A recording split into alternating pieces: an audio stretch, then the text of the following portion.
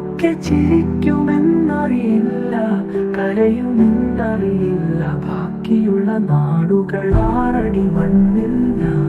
മറ്റൊരു ലോകത്ത് എത്തിച്ചേരുന്നു ഞാൻ കണ്ട സ്വപ്നങ്ങൾ ബാക്കിയായി എന്ന് വിട പറയുകയാണ് ഈ ലോകത്തിന് മുന്നിൽ ഞാൻ. എല്ലാ ചുണ്ടുകളും എന്നെക്കുറിച്ച് മന്ത്രിക്കും.